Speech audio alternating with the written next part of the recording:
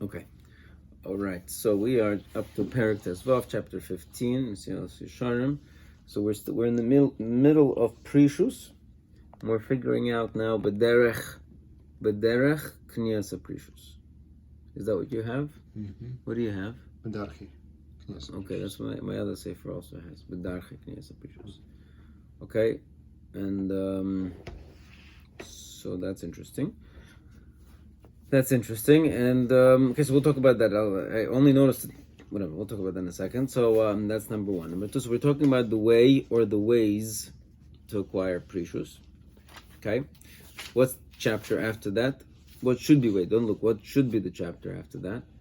Because there's a standard structure for all of the sections, right? How to keep it? What's the general structure is mafsidei.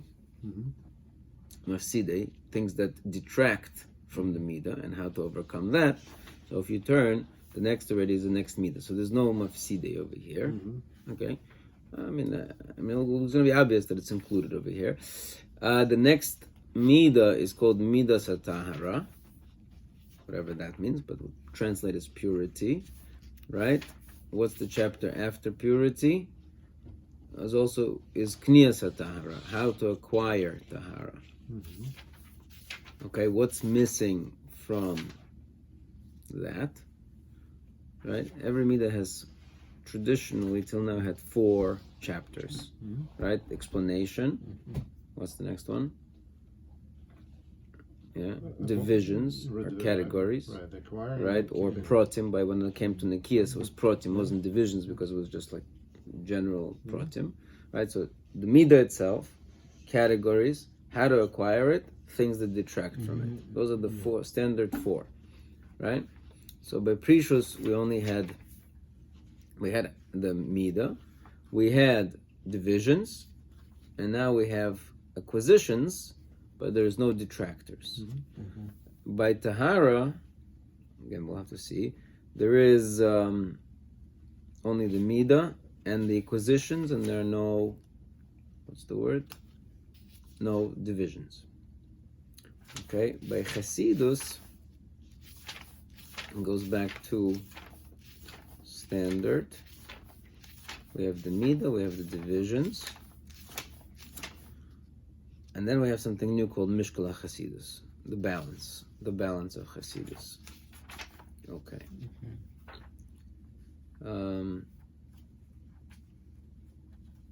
Fine, and then we have the ways to acquire, and again, there are no detractors. So it could be in Chasidus, detractors, I don't know. Okay, fine, well, let's think about that. Okay, so let's review for a second. We have 3 types of Prishus, yes? What are the 3 types of Prishus? There's Prishus in pleasures, right, Taiva. There's Prishus in Dinim, and there's Prishus in Minhagim.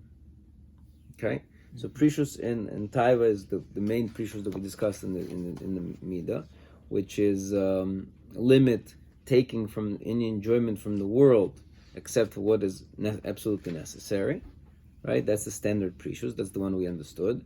And then he told us this new type of Prishus called the Prishus of Dinim, where you have to be machmir, basically. Prishus of Dinim says you have to be machmir. So we had a question back then that maybe we should have spoken out.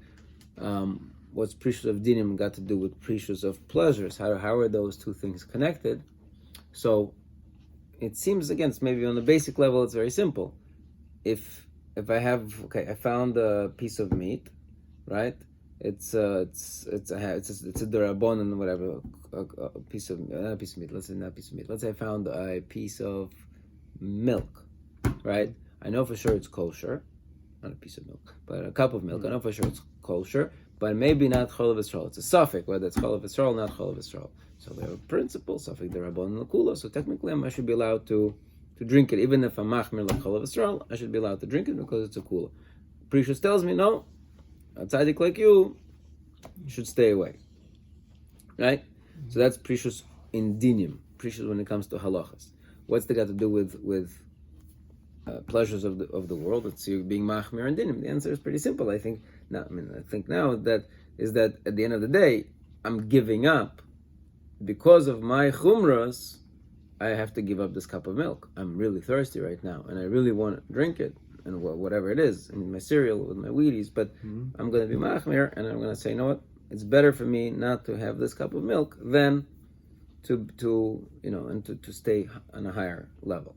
And finally, he had the third type of prishus, prishus b'minhagim, which is prishus of the way I conduct myself. In other words, being more of a hermit type of existence that are much more secluded from the rest of the world and much more devoted towards avodas Hashem. Right? Those are the three types of prishus. Fine. Let's now continue. And again, going back to the main idea that we already repeated a few times, is that when it comes to Hasidus in general, and Prishus in particular, it's all about this thing called mishkal. You have to always balance it out, that you don't overdo it, that you don't do it for the wrong reasons, right? That you have to... Right, fine. Moving on. Hinei haderech hamuvchar, the chosen way.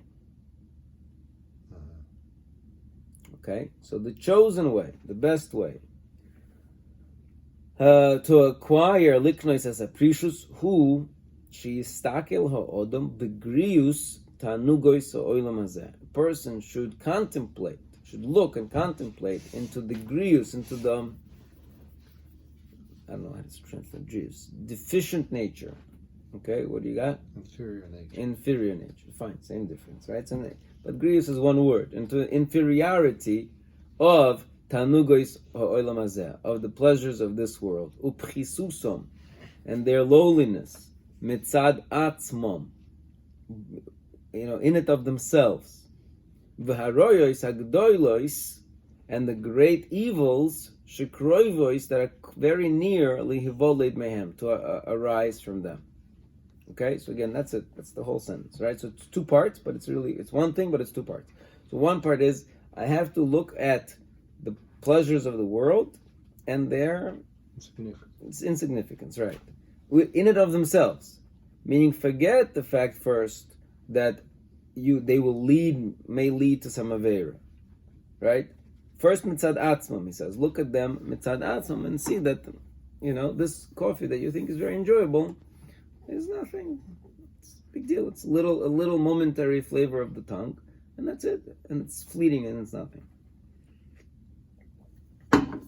Okay, but the second part is, once you and I think he breaks this down on purpose that way. Once you kind of lowered the importance, the impact of the enjoyment, then you could look at the next part, the great evils that may result from them, right? So why did he say it like that? I don't know. Maybe I'm reading more into it than it is. Maybe he's just pointing out that there's two parts to it. The fact is there is Prishus mitzadatum. There is this general Prishus from the physical thing. But I think also it just seems maybe, I don't know, maybe if a person says to himself, a person, I don't know, has a late night business meeting with his secretary. Okay? It's nothing, nothing's going to happen. I'm just going, you tell the guy, but you never know, maybe this will happen.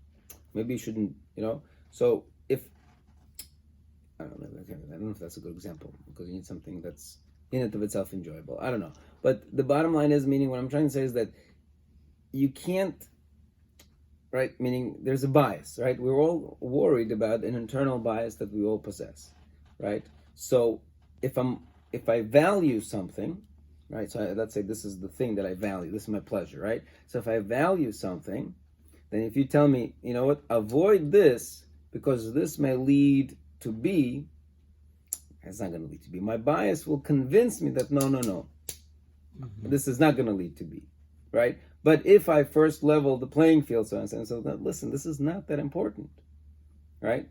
And then you say, oh, wait, it's going to lead to B. Then you're like, so this is then it becomes a double negative. But if you start from, this will lead to B, there's always a way to say, nah, it will never lead to B. It's not, there's a way to talk yourself out of it. So you got to first, make sure. So if a person has an attachment to these physical things, so first you have to kind of detach that connection, then you could talk about the things that it will lead to. Again, possibly. Maybe I'm overreading it, but it seems like, especially with kids, if a kid wants something, and you're telling him what potential dangers will result, you're talking to to the wrong person, so to speak. You're only making it more attractive. Right. I don't know if you're making it more attractive, but you're certainly not really detracting from it, right? First, you have to talk about the thing itself, and then you can talk about the consequences, right? Again, we'll see in a second. The second question, which follows. Okay, let's first read a little bit. But I have another. Okay, let's read a little more. Okay, kihine ma shemata hateva ela tanugas, because whatever leads a person, nature, towards tanugas ha'ela, ad sheyitztorech kol kach koyach v'tachbulis la'afrisha mehem, that a person needs so much effort to remove himself from it. Hupitu ha'inayim.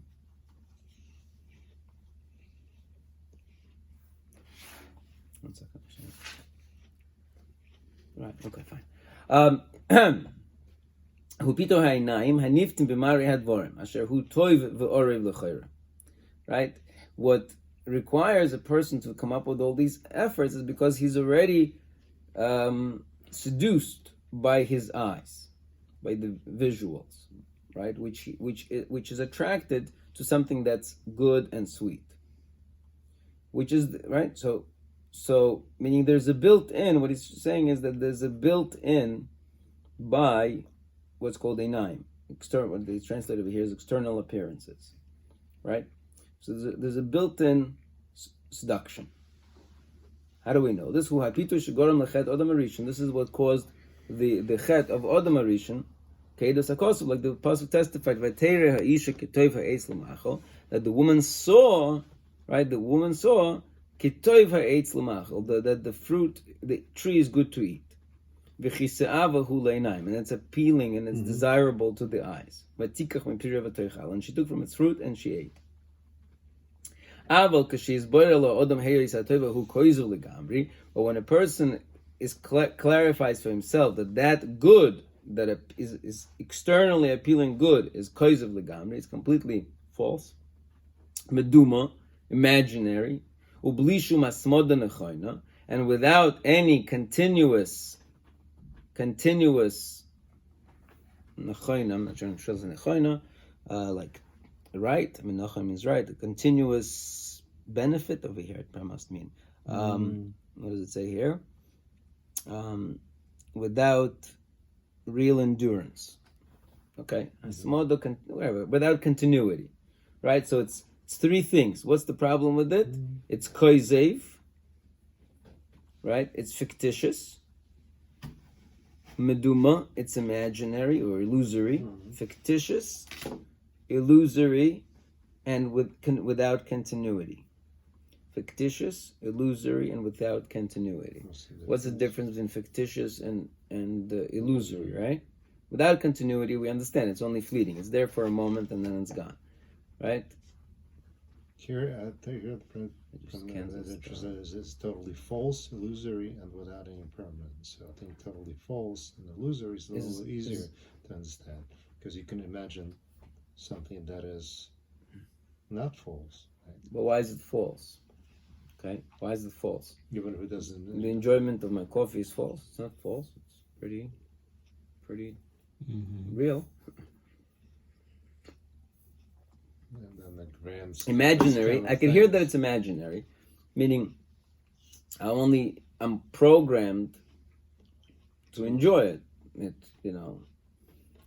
It's sweet. I'm programmed to enjoy sweetness. It could have been bitter, and if I was programmed to enjoy bitter, I would have enjoyed bitter. I mean, there's no. It's really all in my head, so to speak. It's all illusory. It's all imaginary. But is it false? What makes it false? What makes it false? It's good, so probably false. I'm not sure. Maybe false again. Maybe false is referring to the eyes, meaning what the eyes see and imagine to be the pleasure is more than, right? It's more than really there. I think you're saying it's not the thing that is false, it's the tov of the thing that is false. The goodness. No, I'm not right. He says hatoivahu, but I think in the perception, meaning, I mean, maybe he's perceiving, he's addressing the eyes. The eyes appeal to something external. They look at it and say, "Ooh, I really want that car, that Ferrari. Wow, that's a that's a beauty, that's beauty." So the eyes dress it up much more than there is there. Mm-hmm. If he were to just look down, okay, it's a car, it has, drives and whatever. We break it down to its non-marketing components, it would be less than it's perceived. Now, even the stuff that's perceived is illusory. It's still in your head. Mm-hmm. And then even if it is in your head, it's still and it doesn't last. I don't know. Okay. Anyways, right? So if a person realizes that it's false, imaginary, and without permanence, and then the second thing is v'haraboy, but the evil that's in it, amiti, is true, or it could really occur as a result. Mm-hmm. Right? Vadai. So the ra is true and can occur, and he doesn't say, and the repercussions, I'm assuming, is permanent. Right? He doesn't say, but I'm assuming the repercussions are permanent, or at least long lasting. Right? Vadai sheyimas boy v'le'yotzei class. So then he will definitely be disgusted from it, and he won't want it at all. Mm-hmm. Okay, therefore this is the limud that a person needs to train his seichel. Mm-hmm. Interesting. Train your seichel. Aren't you training your, what's the word? My emotions? Yeah, but emotions overtake the seichel. Right. So in other words, he's still going to be drawn to the steak and be drawn to the coffee. Right. So that's what I'm pointing out. Exactly. So you have to it's your seichel that needs to be, what's the word, drilled in. If your seichel is clear, if your seichel is robust, if your seichel is strong, then the pitui will not have an effect on it. Right. So train your seichel to think clearly. Right, lahakir bechulshas hatanugim, and in order to recognize the weakness of these pleasures, eila v'shikram, and again he repeats in their falsehood, atshim eila v'yimas, until naturally a person will reject them. V'lo yikshe be'einav l'shalcham mi'itoin. It won't be difficult to send them away. Okay, to send them away. The only thing is, I'm just going to add. Here is a question. For now, it's a question. Meaning this derech of knias Prishus, right? It's a derech to knias Prishus. Understood. Have you ever heard a musar shmuz whose content was very similar to this? Like, come on, you need this. Right, it's a typical standard trope, right? The standard musar shmuz trope. Mm-hmm. Okay, so my question to you is: so why didn't this derech to be koina something appear in Zehirus, or in Nikias? Where was this earlier? Why didn't we discuss? Right. Right. You could plug it in with any. Plug it exactly. Distractions. Plug it in from Nikias. Was it Nikias? I missed. Let's review for a second. It's definitely not in Zehirus. But is it in Nikias? Let me just check for a sec.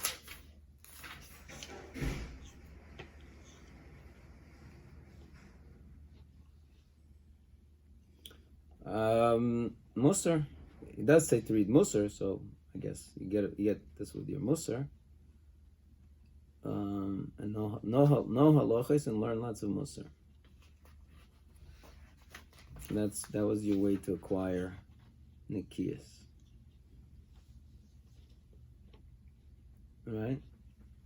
So my question is, maybe this is strictly a Hasidus approach, maybe, or maybe no, it just happens to be, it's more effective over here, but really, it's it's pluggable everywhere. Meaning he knows that this is the sefer that is going to be learned in the Beis Medrash for Musar Seder, so he put it on over here. He kind of like, meaning He's building a program. right, he's building a program, but really he means he knows that the people who are going to read this are not going to be on this level anyways, but put it here so they will learn it here. Or is it no? Or maybe no. Maybe this is targeted really specifically for Prishus, and maybe it doesn't necessarily belong. Meaning in Zehirus, he tells us that the way to acquire Zehirus is, you remembers, how to acquire Zehirus. Concentrate on what's right. Yeah. Concentrate on what's wrong and what's right. All right, because Zehirus was, doing the right thing and choosing the right thing. So basically it was about learning what's wrong and what's right. Focusing on what's wrong and what's right, analyzing your deeds. That's it. Mm-hmm. It was focused on the rights and the wrong. Over here, the focus is more like physical. So maybe you could argue that maybe it doesn't belong in the early stages. Maybe it's too much, or maybe he's saying no, maybe it does belong. So again, leave it as a question. Yeah, you have thoughts? You agree with the question? You don't agree with the question? It's like different category. And before it's like the sexual kicks in first. Here's the emotional kicks in first, like animal part of it kicks in first. It's a different category. Okay. It's not like the brain kicks in right away. Here he tells you like turn on your brain because it's like a few seconds behind. Don't forget to turn it on. Don't follow your emotions. There, brain right there. Right, it's more than emotions, it's instincts, if you could say. It's there, like the brain participate right in the beginning. Here, I tell you, don't forget to turn it on. It's like a few seconds behind. So, but can you apply it over there? I think... Meaning a guy says that wants a married woman. Yeah. So, do you tell him, come on. No, it's been done. The Torah says it, like it was a captive woman.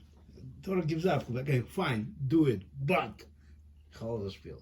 Right. So even, Well, married woman doesn't say it, but... no, I mean, a captive, like whatever. I understand, you should see for star, but... Yeah, but yeah, it's exactly the thing. Like, you and like halacha, like, give up in the beginning, it's gonna happen. So fine, do it, but kicks in your brain, turn on your brain, and then so you just have to be late. It's separate. It's like other approaches will not work for this situation. That's why there is no instructions how to deal with it, because it's gonna be different. It's so unpredictable. I hear. Okay, very good. So let's see. Now he's gonna.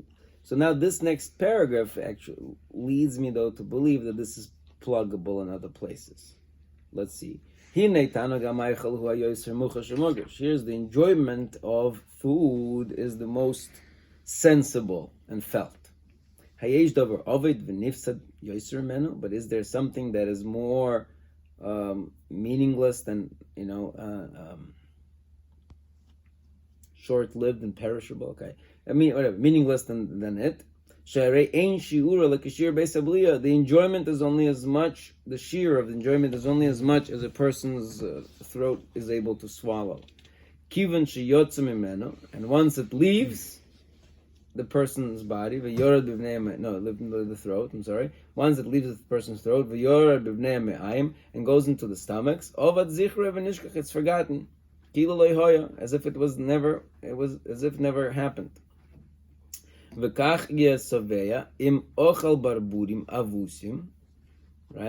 A person would be... I'm sorry, I read that wrong. Avusim,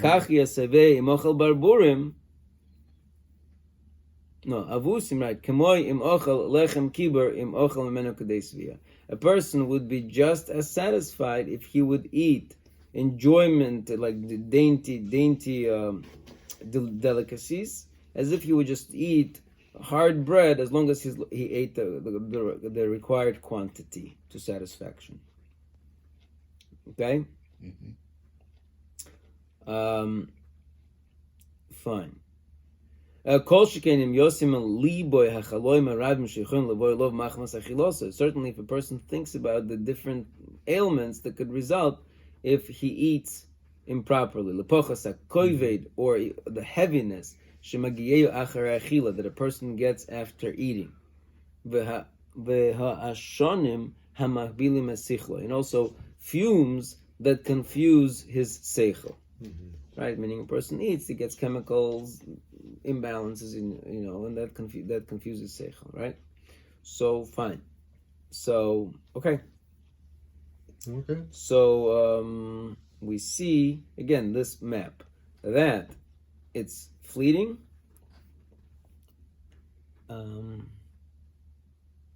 Okay, do we see over here? We see fleeting, yes? We see fleeting. Do we see meduma and koizef? Do we see imaginary and false? No. Well, we see imaginary, at least, because he's saying that you think you can only be satisfied with this steak, with this gorgeous, beautiful, delicious steak, but in reality, if you would have eaten matzah and enough of it, you would have been at the end of the meal, you would be just as satisfied. So your satisfaction is imaginary. Is it also false? Again, we're back to I'm not sure what exactly false, what does false mean? No, it's actually with car, it's a good example. So let's say somebody wants to see a Lamborghini. Well, great car, whatever. So he buys a Lamborghini, but without speed limit 25 miles an hour, without the holes in the road, you can never drive its full potential, but you're stuck with real payment. So technically, yeah, it is a Lamborghini. It can do a lot of stuff, but you cannot use it. It's false. Not like it's false. It's still real. It's still a Lamborghini. It still can do all the fancy stuff, but you'll never apply it. Right. Okay. The whole imagination, you get a supercar that's gonna go like 0 to whatever 60 in minus 3 seconds. Right. So, okay. so that's false. It just practically false, but theoretically it's not, but practically it is. Right. So that's okay. Could be. I mean, he doesn't speak it out. Yeah, then but he's talking about food, not right. but anything but applies to anything. That's But, like the expectations they're false, but they're not really false. Technically, theoretically they're true, but practically they're false. Okay. And repercussions that That's you are stuck with the real payments Right. of Lamborghini, and then you hate it. But maybe the falsehood is described over here is that the enjoyment is only as much as the sheer base abliya. Meaning, on the plate, wow, you see like this huge steak and it's juicy and it's like you feel like wow, you're gonna get so much enjoyment, but in reality, it's only that much. Only that much enjoyment. Okay, maybe. Anyways, fine. So moving on. And then again, the results, the sickness, the ailments. Again, he doesn't bring over here spiritual, right? Spiritual long-term consequences. He's bringing regular physical long-term consequences. He's telling, meaning he's using this as a mashal. The food example is just a mashal, that you see that there is tangible negative consequences from this food that you're enjoying. What are the tangible consequences? The tangible is that ailments, right? Heaviness and confusion, right? I mean, it's true. I mean, heaviness. You eat and you feel like what's the word? Right. Fine. Moving on. So after all of this, if a person really weighs it out, he's not going to want this thing. Because the benefit is not beneficial, but the damage is real. And the same applies to all other enjoyments of the world. If a person would really contemplate them, he would see even the imaginary enjoyment is only short-lived. But the bad, the evil, the negative that results from it is very hard. And lengthwise, time-wise, long. Until any person of seichel will not want losum atzma b'sekones harois al revach atov amuad ahu. V'zeh pashut. Person would not want the benefit, right? This is the bo cheshbon. This is the cheshbon that you got to do, right? The benefit versus the reward. Now he did tell us actually that in Zahirus we also had this reward benefit analysis, a reward risk or whatever it is, right? So we did have something similar, not exactly like it, but something similar. Okay, fine. Why? So I'm saying why this paragraph I think is general is because it feels like, to me, again, maybe I'm reading too much into it, but it feels like he's spelling it out. Meaning to a person who's holding over here, right? He doesn't need this whole, oh, listen, your pastrami sandwich is not as good as you think it is. I'm assuming a person who's already gotten to Prishus, he's past the pastrami sandwich. So he's spelling it out because he knows that people who are reading the Sefer are probably not all, holding by Prishus, so they need to be spelled out. That's my assumption. Okay. Anyways, moving on. When a person habituates himself and this becomes true in his eyes, little by little, little by little, he will leave the confinement which he is confined by his sichlus, by his dull intellect, which the chomer confines him to. And he is not going to be seduced from the seduction of the worldly pleasures, that are false at all. He will actually reject them, and he will know they should only take from the world what is absolutely required, like I wrote. Continue.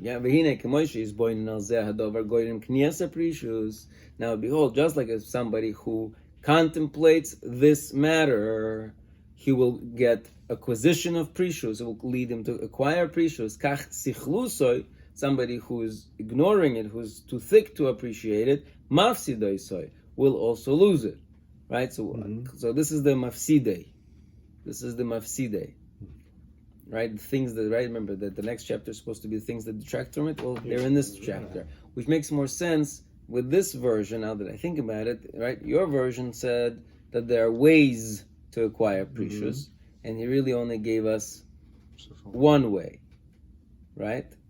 And so, since there are only one way to acquire Prishus that he's sharing with us, and there's only one way to detract from it, which is basically not utilizing this way to acquire it, so there was no need to create a separate chapter for it. I think it's very simple, very pragmatic. But if there are ways to acquire Prishus, you just have to look for them, and there's ways to lose them, then there should be maybe a separate section or something. Okay, anyways, so just like contemplation upon this matter, right? And so to the ignoring it, so if you don't contemplate, if you don't diminish the value of the physical enjoyment, you will lose out on the Prishus. Fine. Now wait. So let's see if I'm right. It looks like I might be wrong. But hasmoda bein hasarim. There is another mafsid here, besides ignoring this thought. V'hasmoda ben hasarim. If you habituate yourself around the princes, right? Ve'anshe hagdulos, and all other men of greatness, not greatness, but grandeur, right? Or grandees, we have a good word for, right? If you're around grandees, who pursue honor, umarbim hahevel, and increase the hevel, when you see their honorability and their greatness, grandeurness, or whatever it is, pomp and ceremony, it's impossible. It's not possible your taiva will then be stirred up to desire these things. Even if a person does not allow his yetzer to overcome him, I'll call upon him, at the very least, from war he will not escape. And therefore he's in sakana. Right? This is a good line. Again, this is a good line that even though you may not fall victim to this sakana, but you will not escape the battle. Right? A battle you won't escape. A battle you won't escape. So, right? So now, we really have two mafsidim. One mafsid is ignoring the contemplation, and the other mafsid is being around people who generally elevate the value of honor and physical pleasures. So again, maybe is it two things or is it one thing? Meaning, at the end of probably it's two things, but at the end of the day, it's about ascribing value to physical pleasures. So there are two things: contemplating and lowering, and being around people that fine. Ukinyan zeh mer Shlomo, and that's as Shlomo Melech says, a similar thing. It's not exactly the same as Kinyan zeh. Tov lechas el beis ovel. Right? It's better to go to a house of mourning, melechas el beis mishta, than to go to a house of mishta, meaning like a wedding house. V'yokar min hakol, and greater than anything, who his boydedus is what? How do I explain his boydedus? Solitude. Solitary, yes, solitude. So now that's what? That is now a second derech hakniyas Prishus, right? So it's not. So now this article seems more incorrect. Article says away. This seems ways. The yoker min hakol who has boydedus, greater than is his boydedus. Kikemoish meisir me'enov inyonei ha'olam, because when you are his boydedus, when you seclude yourself. So just like you remove from yourself the worldly things, right? Out of sight, out of mind, right? So if I'm not around, those physical temptations, then I'm not tempted by them. So therefore, solitude, lock yourself in the room and you're fine, and you're nothing to worry about. If you go to Las Vegas, for for a business meeting, you're likely to be enticed by all the lights and what you call. But if you're not in Las Vegas, okay, so you're not in Las Vegas, right? Fine. Yeah, but he's not talking about short-term solitude. He's talking about long-term solitude. Yes. So, what's the ne? Not everybody can spend 13 years in the cave. Come on. Oh no. He said very clearly in the previous chapter that solitude over here does not mean the hermits of let's say let's put it Christianity, because a Jewish hermit is a person who has a chiyuv to be connected with other people, right, with the community. You can't be disconnected from the community, even though you're maybe in solitude. Right, but you still have to be part and parcel of the community, and you still have to interact with people. You still have to learn with people. You still, and you mentally have to be connected to people. It's not true hermit existence. That would be the bad Prishus. If a person who does the entire hermit existence, that would be the bad Prishus that he talked about, 2 chapters ago. So right. So this is Prishus. This is seclusion light. Okay, fine. So this is the seclusion again. Just the mainly purpose of the seclusion is really to focus on avodas Hashem, right? To meditate and to connect with the Kadosh Baruch Hu. And that could be also, by the way, that could be why maybe this is not a separate derech to acquire Prishus, because he said that one of the divisions of Prishus is seclusion. So seclusion is not. So now he's just telling us that seclusion is not only a division of Prishus, an element of Prishus, or an expression of Prishus. It is also a way to acquire Prishus, but it's not a separate way, right? Meaning it's built into the system. So maybe he doesn't have to call it B'dar Kei. Again, going back to that question, is there two ways or one way? So right now it seems like there are two ways, right? One way is contemplation, the other way is seclusion, right? But seclusion maybe is not a separate way because it's part of the Chelkei Prishus, so therefore it doesn't require a separate or whatever. Or maybe not. Again, maybe we're overdoing this. But okay, let's move. Let's move on. Yeah, Ukvar Hiskir David Melech Olav Shalom B'Shevach Hizboidus V'Omar. As David Melech says how that the seclusion is good. He says, "Mi'itin li aver kiyoina," who will give me a dove's wing, basically. And it says, "Then I will fly away. I will wander afar and dwell in wilderness." All right. In the Archik Nedoid Alin B'Midbar Sela. V'Aneviyim. And so to prophets, Eliyahu, Elisha, Matzonach, Yosim, Yachidim, Mekoyim, Lahorim, they would identify places for themselves in the mountains, in order to be secluded. And our original Hasidim sages, Zichron Rocha, Hilchu Bekvoiseyim, would follow in their footsteps. To find this medium, the best one to acquire the complete Prishus.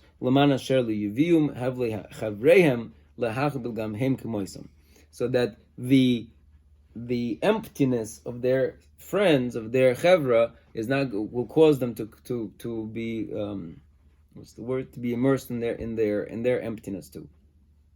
Okay, so right, okay, fine. Prishus, who again, what you need to be careful when you're acquiring Prishus,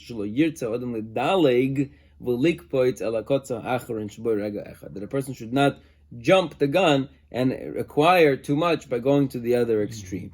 Right? Again, this goes back to what we said before, that Prishus has to be a step-by-step thing, because then if it's not a step-by-step thing, well, he's going to say something else. But if what we said before, if it's not a step-by-step thing, what's the problem?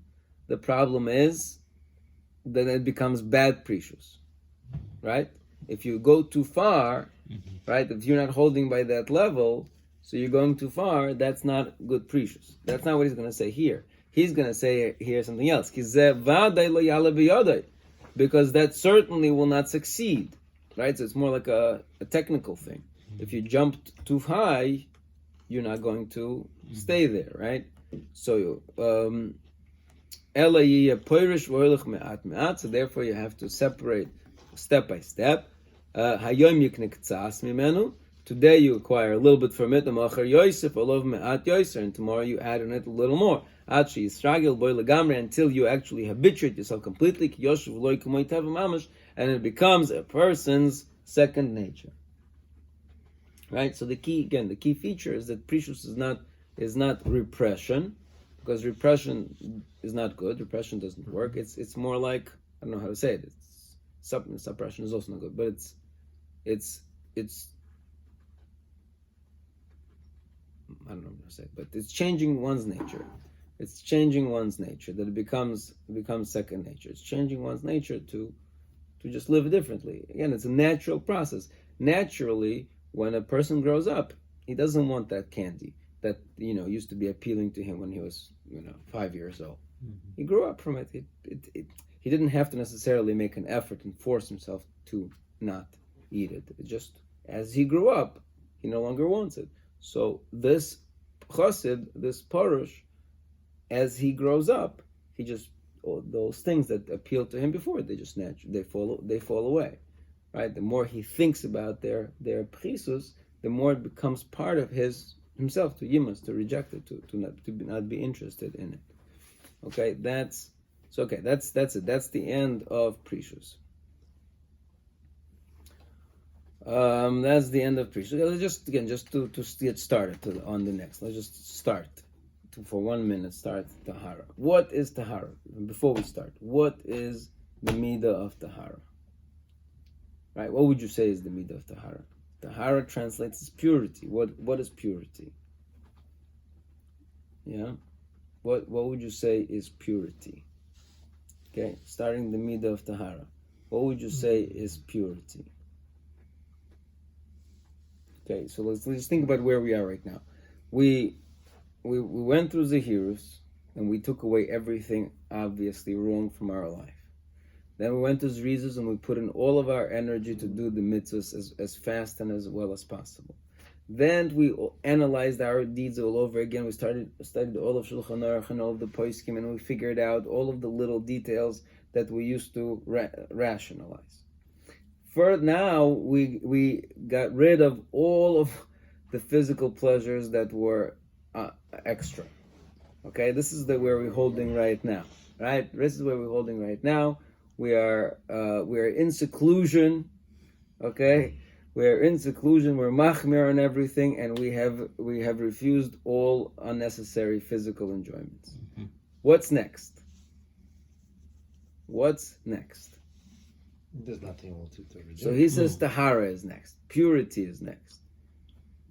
What's more? Where? What else? Yeah, but the question is, are you following the program or are you doing it for the right reasons? So that's a very Very good. Yeah. Right? Very good. So now the purity over here is not purity of physical things, or it's purity of mind, right?